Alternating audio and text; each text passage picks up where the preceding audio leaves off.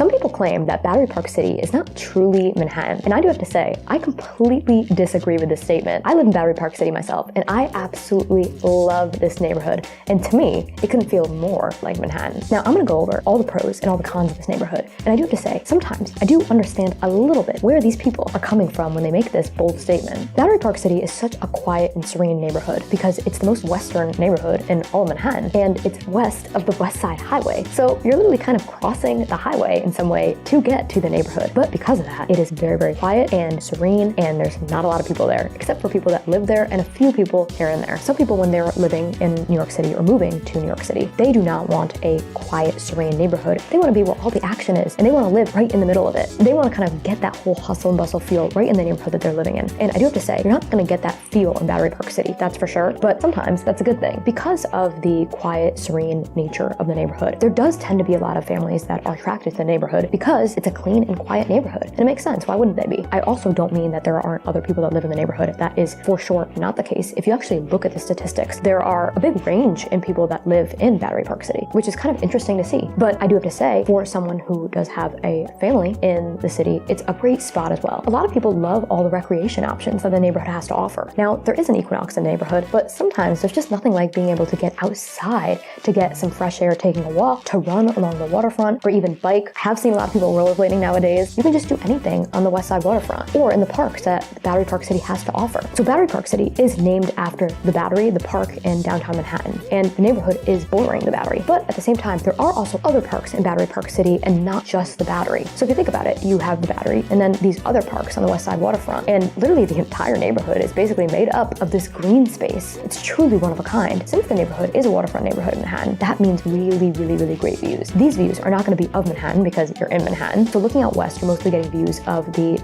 Jersey City skyline. I do have to say, the Jersey City skyline actually is really beautiful, and it's definitely been built up over the years. But in the neighborhood, you can also see Staten Island, you can see Brooklyn, you can see Governor's Island. If you get a city view, you're looking at the financial district or Tribeca. And then there are some apartments in northern Battery Park City that are getting a uptown city view. It's truly incredible to see all these different views that you can get from this neighborhood. And I do have to say that a lot of the homes here have really, really great views of either the waterfront or the city. So if you don't know, Battery Park City was a planned neighborhood by Manhattan. That means that the neighborhood was actually built in the 1970s. And the first people started to live in the neighborhood in the early 80s. In the Manhattan timeline, that's actually a very, very new neighborhood. It's the most newly built neighborhood from scratch in Manhattan. That means that there's no pre-war buildings in this neighborhood. Everything is considered newer, for Manhattan at least. Now, for you might not consider the 80s new. I know I definitely don't. But at the same time, there are some newer construction buildings in the neighborhood as well that are actually true new construction. Like I quickly mentioned before, the neighborhood is made up of northern Battery Park City and southern Battery Park City. So how do you know which part of Battery Park City that you're in? If you see North End Avenue, you're in the northern part. And if you see South End Avenue, you're in the southern part. If you also know the complex Brookfield Place, which is an office, shopping, and dining complex, you're in Battery Park City. If you're north of the complex, you're in northern Battery Park City, and if you're south of it, you're in southern Battery Park City. So there are some really, really great dining options in Battery Park City. However, there's not a ton of dining in this neighborhood. The small amount of dining that there is great. I do think that there's some really, really good options, just not a lot of it. So it's not one of those neighborhoods that a ton of people are coming in from all different areas of the city looking to dine here because there's just not a lot of options. Now, there are waterfront dining options, which it's so hard to come by great waterfront dining. There are some people who come from other parts of Manhattan or outside of Manhattan for that little bit of waterfront dining. When it comes to public transportation in the neighborhood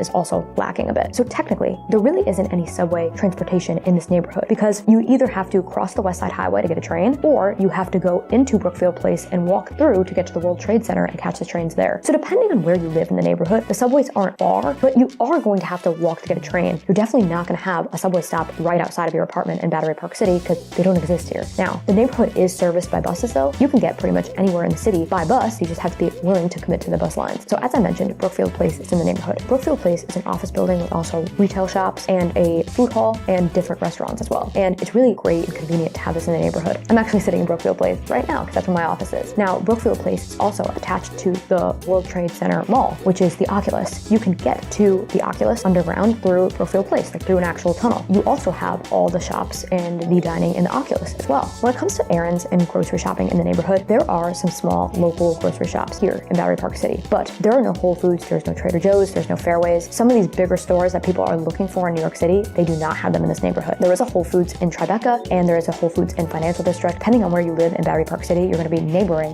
one of those two neighborhoods. But you do have the option to be able to walk over to those neighborhoods and get your groceries there, or just support one of the local stores. I love supporting local, like absolutely love. I do have to say, when you're grocery shopping in New York City, sometimes the local stores are very expensive. It's actually cheaper to go to a Whole Foods or Trader Joe's, but sometimes you just don't want to walk or you can't walk over there, so you have to settle for the local grocery stores and just pay the price. So I talked a little bit about the recreation options in the neighborhood, and I did mention that there is an Equinox in the neighborhood. The Equinox is in Brookfield Place. There is a Lifetime Fitness technically in the Financial District because you do have to cross the highway to get there, but you do have that option in southern Battery Park City as well. Now between Tribeca and the Financial District, you're gonna have a ton of little boutique fitness studios as well, so there are a lot of options, not even considering the outdoor waterfront that you have for like running, walking, biking, or rollerblading. And also there's some like little turf areas as well, which is really great if you want to get like an outdoor workout in like the warmer months. So another thing that actually is pretty convenient for some people in Battery Park City, there's actually ferries to New Jersey right in Battery Park City outside of Brookfield Place. So you can get a ferry to Hoboken or Jersey City, which is great because if you are from New Jersey or are visiting New Jersey, there is a main train station in Hoboken where you can get to pretty much anywhere in the state, and the path runs in Jersey City as well. So you have the opportunity to get to New Jersey from the ferry, which is definitely more enjoyable than the path, I do have to say. And also the path does run from World Trade Center as well. So I hope this video helped you understand what life could be like in Battery Park City for you. Now, I would love to know in the comments, would you ever live in Battery Park City, or are you considering a move right now? As always, I just love hearing from you guys.